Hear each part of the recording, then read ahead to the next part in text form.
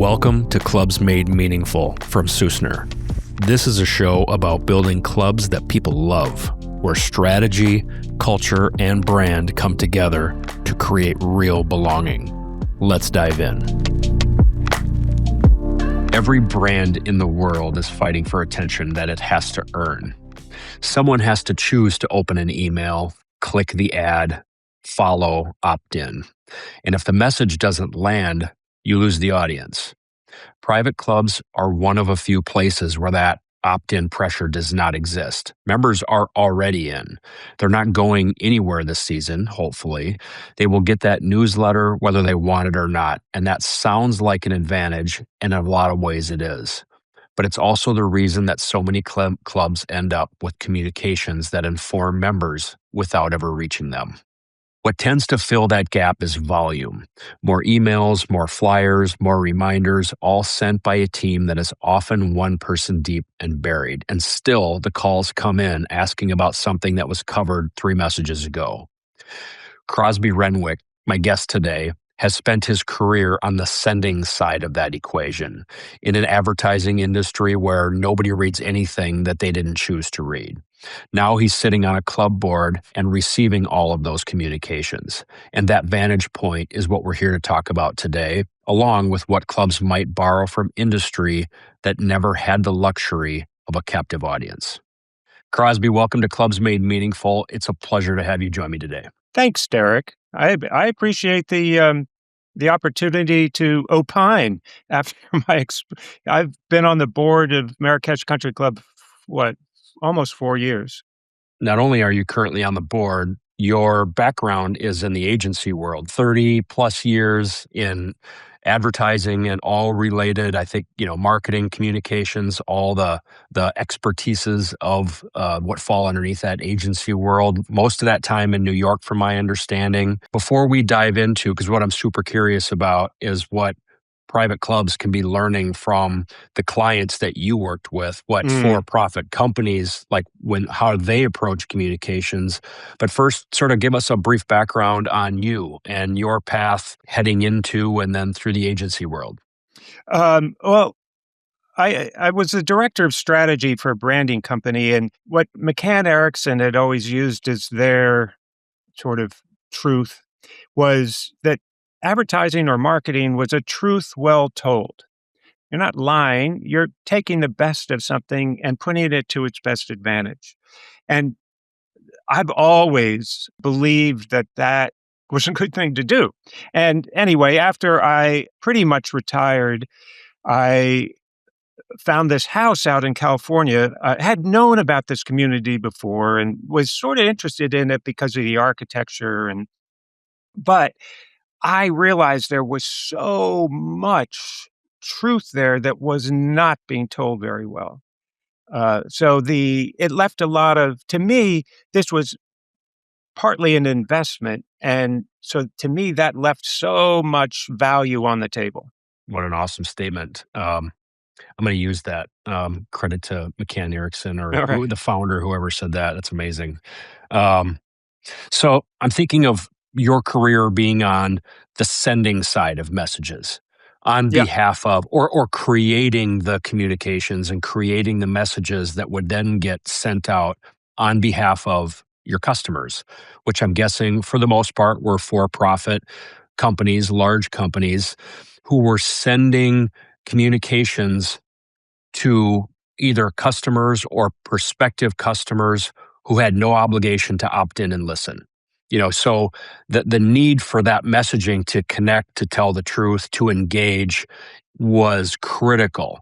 Now I'm jumping to you as the member of a private club, and I'm thinking of all of the communications that you received that you didn't choose to opt into, that you get because that's the way the club tells you about what's coming up or when your bill's due, what dinner specials are tonight. When you switched from being in the mindset of being on the sending side of that communication to then that first few experiences of being on the receiving side of that kind of club communication, what perspective did you gain as the receiver that maybe you didn't have as the sender or vice versa? Yeah, I think as the sender in advertising, I was solving a puzzle. It was really a business puzzle, figuring out what was the sort of most leverageable message. And once that got decided on and agreed on, it was going out to an invisible mass audience. So I didn't really care. And but now being the receiver of these, I feel like this club, I want it to reflect my identity. And when these communications come in and they don't match what I expect of this um, this place I've joined emotionally, uh, then that makes me want to fix them. Yeah, I think of the well, that's why you're on the board. That's why I'm assuming that's part of why you've gotten involved. Yes, And, yes, the emotional component, clubs are such an interesting business. They're such an interesting industry. They're so quirky and unique, and especially the private clubs that are nonprofits that aren't looking at hard ROI, but right. are focused on fostering what you just said, that sense of member belonging, of nurturing your engagement with the club, with how you view your membership, how you value your membership. It's the crux. It's the crux of, what we focus on at our firm, and how we agree that clubs should be communicating, that should permeate, in addition to just what time is the dinner, or what's the special tonight. Well, and Derek, your recent newsletter, I think hit it spot on that it's not just about the information. You got to connect with them emotionally first, and then give them the information. Make them open that communication and say, I am very proud to be part of this," and then they'll take in the information much better.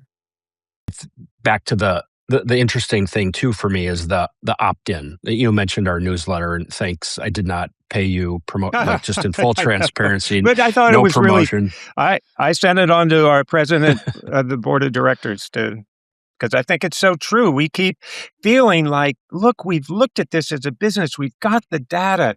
We, this is what we must do. And we're dumbfounded that people don't all go, I get it.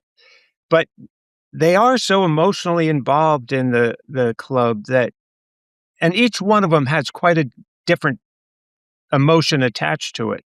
And, and we're not speaking to that first to tell them the data I'm going to tell you, the reason it matters to you is because of how this club, what it means to you and your identity and your humanity.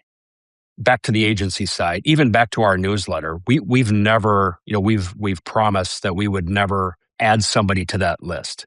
It's opt-in only. I'm never going to fill up somebody's email box with something that they don't want. But club communications, they're a captive audience. Yeah. Now you're not, and you are marketing to them. You're promoting special events. You're trying to get them to come to the club more often, engage deeper, spend more of your money there. So the members they've already opted in. They haven't had a choice. They're a captive audience.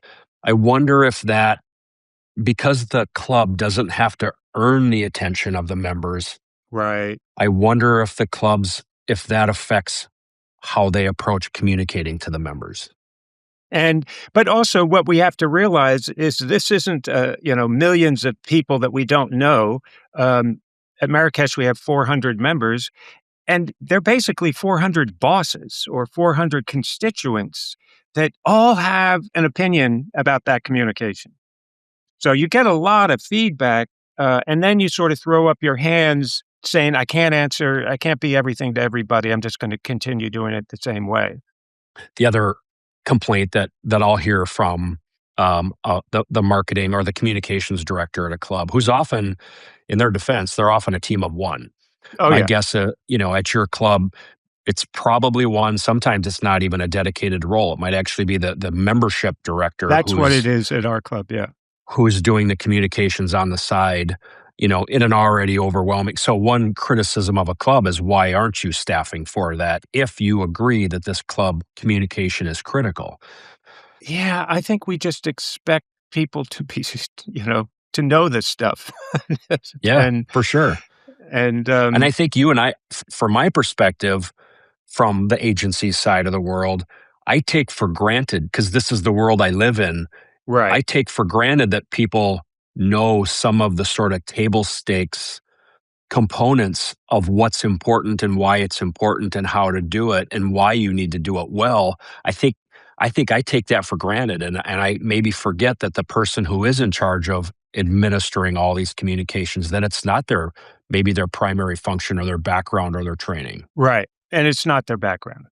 Definitely. The country club industry generally, recruits from hospitality. They haven't been to business school generally and, haven't really worked for-profit corporations.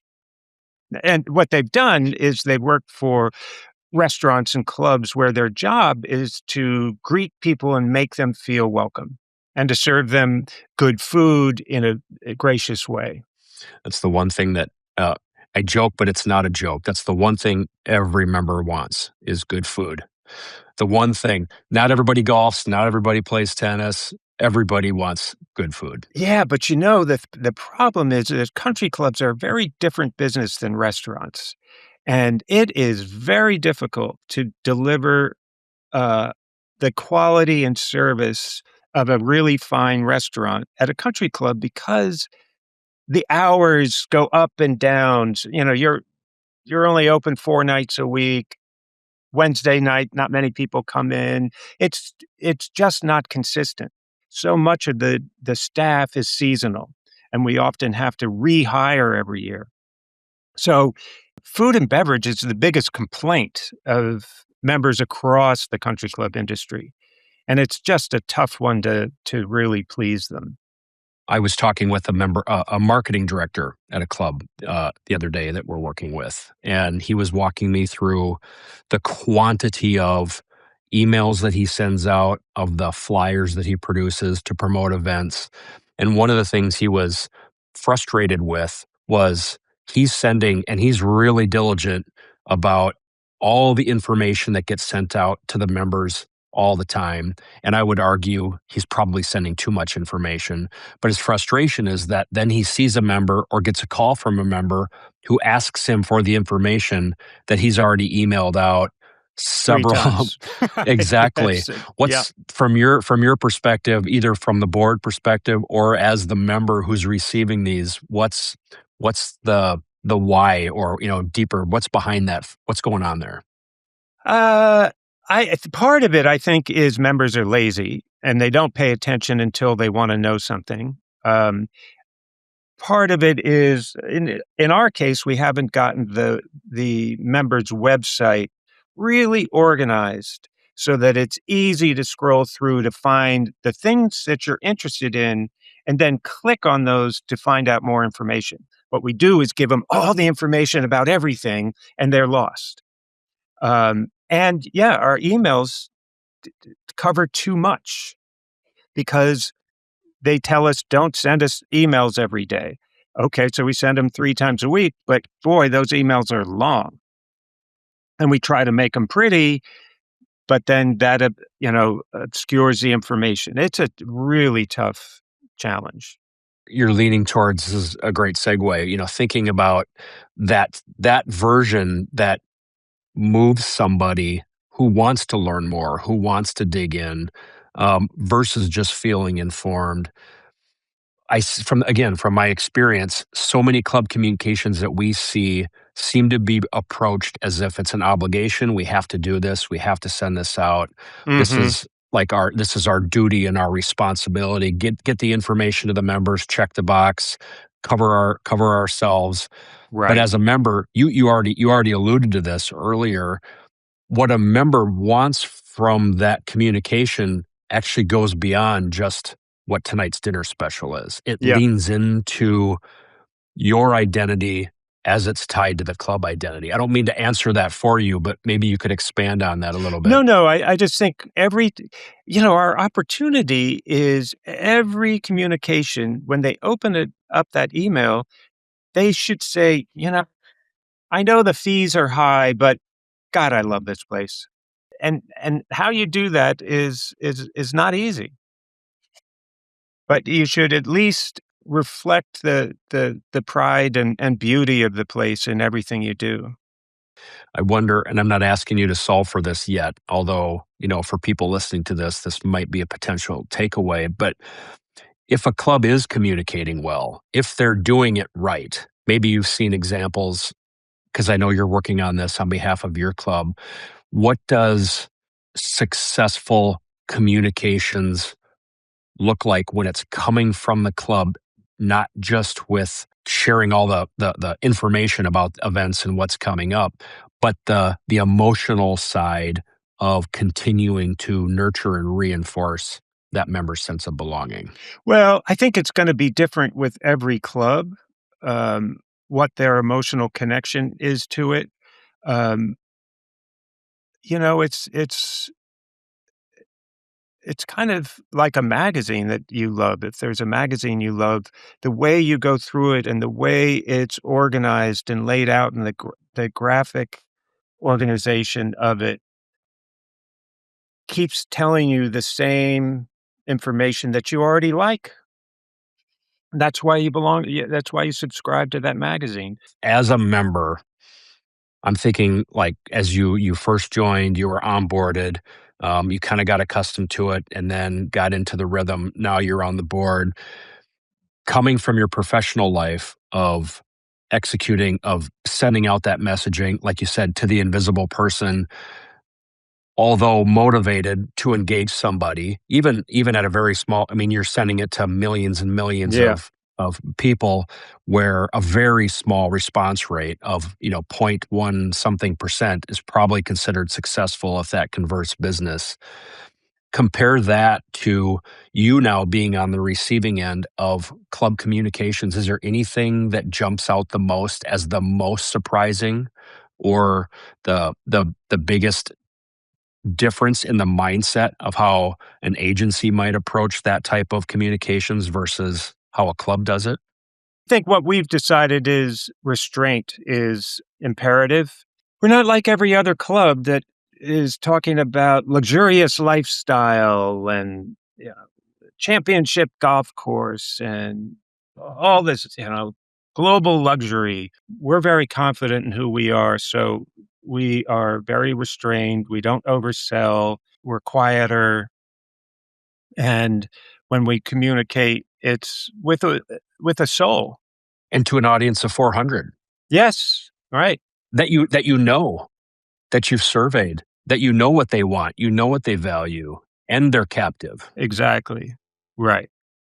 I think clubs tend to, well, I think organizations tend to look at other organizations in their same industry for inspiration. Car dealers Yeah. are car manufacturers are comparing themselves to the other brand of car. Sporting Right. goods are doing the same. Even professional sports teams, even NFL teams are looking very closely at how other NFL teams are looking. But in our experience, some of the best inspiration is to get outside of our own Oh, yeah. industry and look at what Absolutely. other industries are doing. Um, and I'm just amazed by how country clubs all sell the same thing.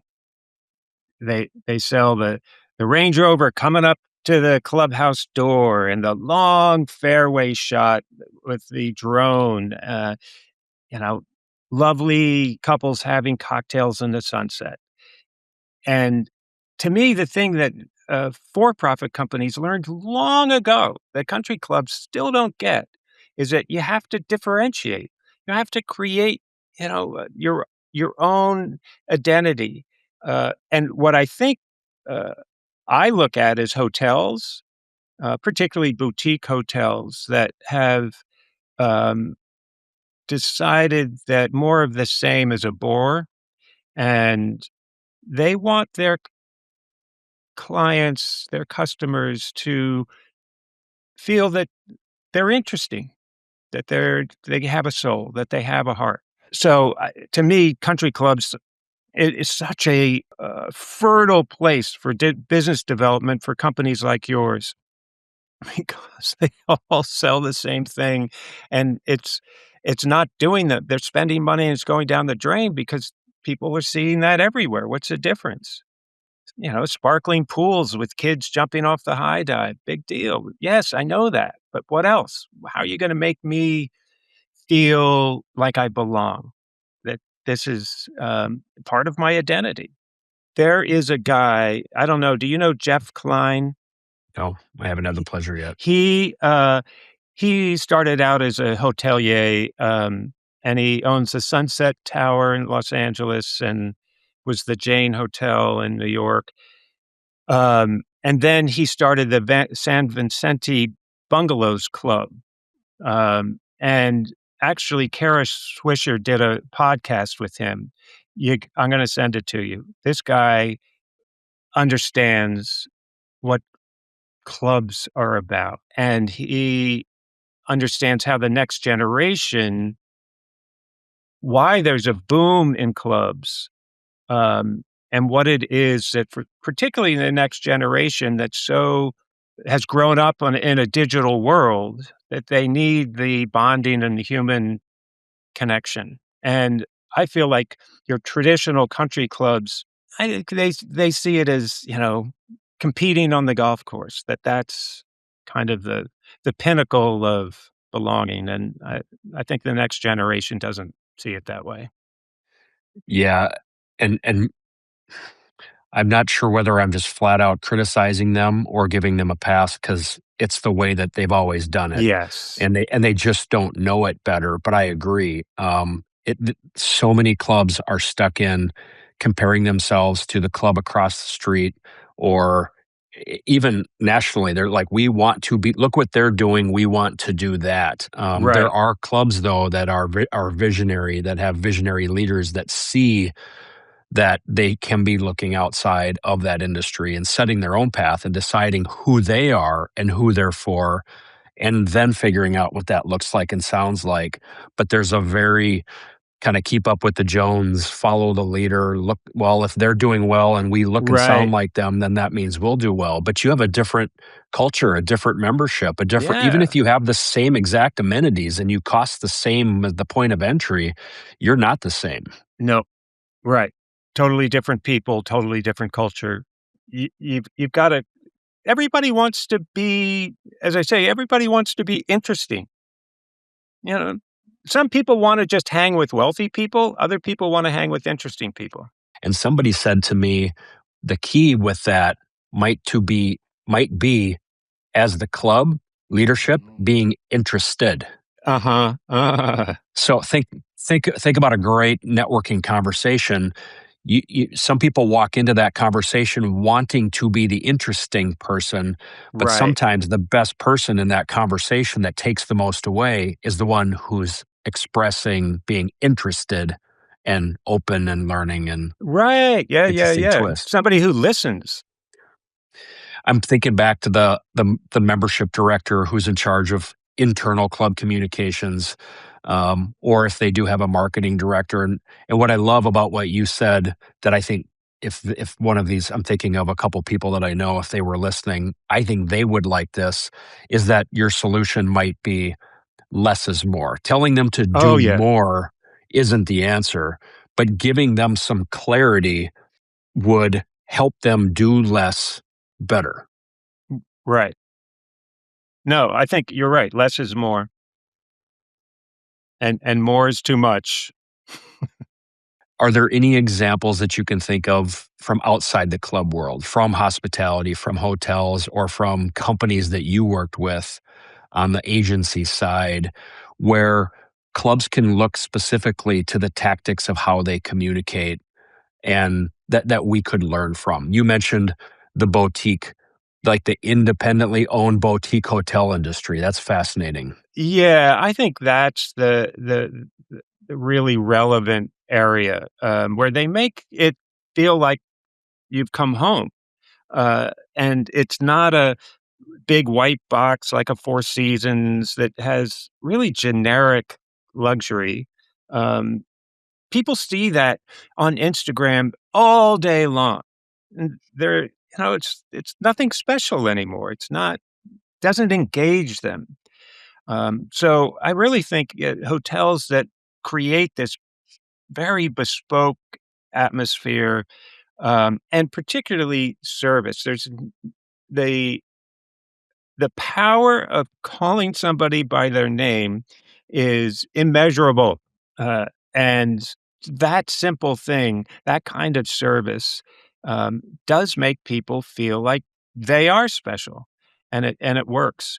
If a club is thinking, you know what, we can do a better job, we can evolve how we communicate, what's the first thing that they should do? What's the first step that would help set them on the right path?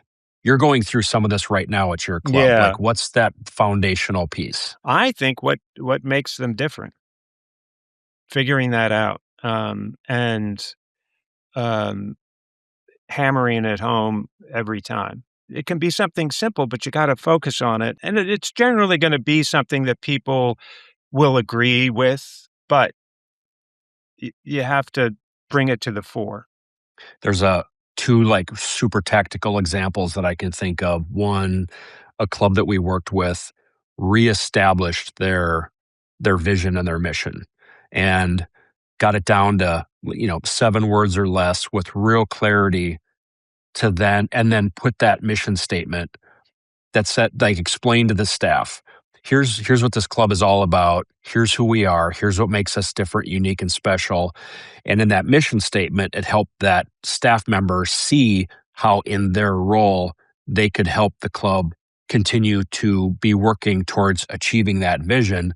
And they put that 7 or 8 word mission statement right on the back of their name tag. So every morning when they get up to go to work and they're going to put the name tag on their shirt, they could see that 7 words or less. It was a small, but I thought like really nice strategic way to continue to remind and nurture with the team member what their role was in Right, fostering that sense. right.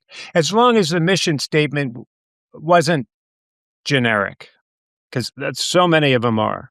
Yeah, it didn't include the words integrity, honesty, innovation. I think those are the top 3 that that we see that, Yes, and we pick on people financial because it responsibility, yes.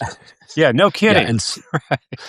yeah, or championship golf, that usually works its way in with those other attributes. That's right, Yeah, exactly. let's make it meaningful. Another club I saw added a version of that statement, not the cold mission, but a narrative, like a nicely worded caption of that at the bottom of every email that went out. It was just a little reminder of who we are and Yeah, what's valued here.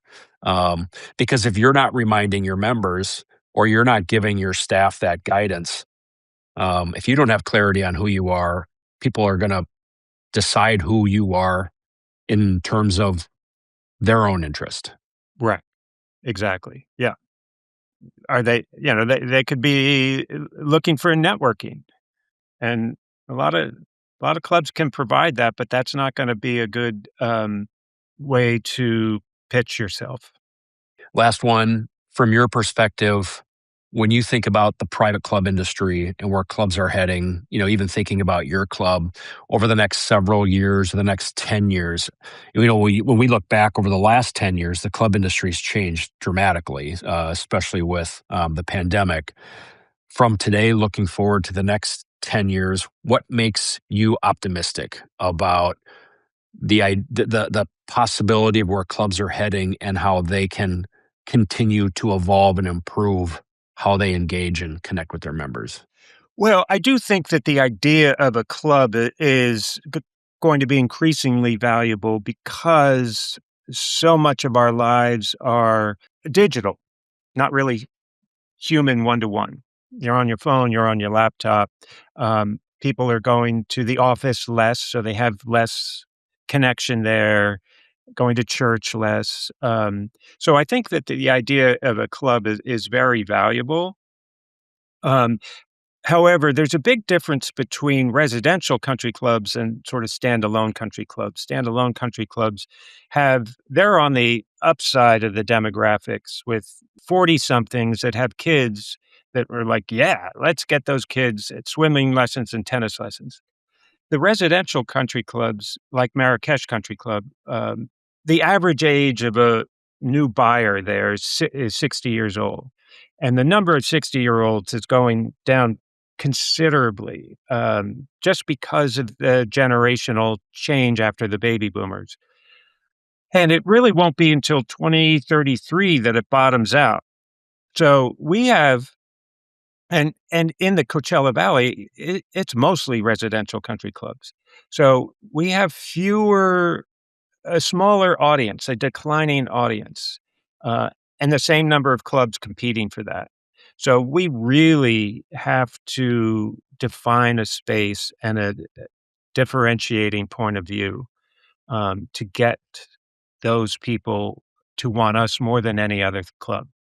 Highly, highly competitive part, neighborhood, country. I think there are more. My stat might not be exactly right, but I think that concentration of that radius around the Coachella Valley and the 7 cities that make Yeah. that up, it's the highest concentration of private club communities, maybe maybe Yeah, in I the think country. there's 100 I think clubs. there's 150, Is it? Okay. especially if you include the private clubs that don't have the residential component, but it's highly competitive. So figuring out what makes you different, what makes you special, what makes you stand out to identify with that smaller potential prospective audience that sees themselves there and Right, aligns with what you're all about is really critical. right. I'll say. And still so many of them, even a lot of like Madison Club, which really differentiates on we've got very wealthy celebrities. That's their thing. But they still sell the same stuff. Long fairways, expensive cars coming up the drive, and cocktails in the sunset. Yeah, for me, it would come down to culture. That's what I would be leaning into. If our amenities are the same, we all have a golf course, a pool. The one thing that's never going to be, and so for them, it is the culture. It's the culture of having a culture of a celebrity membership, Yes, right. who's who you want to be part of. You want to be around the celebrities, or you're a celebrity and you want to know that you're going to be treated with discretion Yeah, or whatever. When I look at your club or any other club, then who's also looking to make sure you have a wait list or to fill those to sell homes, etc. I'd be leaning into that cultural makeup of the people that you have there right now, the right fit people, the ones that are aligned on values and are excited about your future. Because I think that individual makeup, there's always something in there that will inspire that story to come. But to your point, it goes back to figuring out who you are first, right. um, first and foremost. Yeah, yeah. And I think we want to be creative and curious and energetic people that are interesting. We'll have a separate whiteboard. I'm imagining going back inside the agency and getting on a whiteboard and just doing some creative brainstorming around some fun like headline strategies and campaigns. But we'll save that for another conversation. Okay. All right. Awesome. Really appreciate you joining me. This was a lot of Thanks fun. for asking it, Derek. I appreciate it. One thing that I'm taking away from today's conversation with Crosby is that clubs have something almost every other brand would want, an audience that already said yes.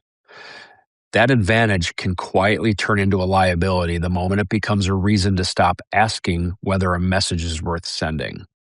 Volume can fill the space where clarity should be.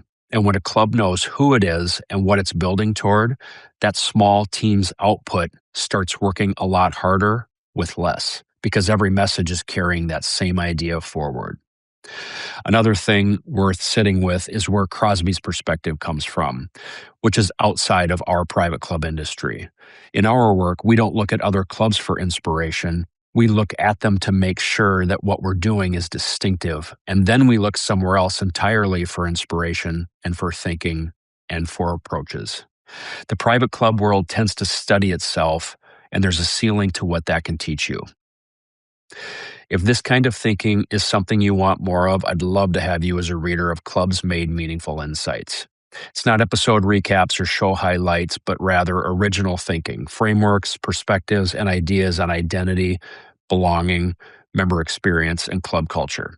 Something you can bring to your board or leadership team.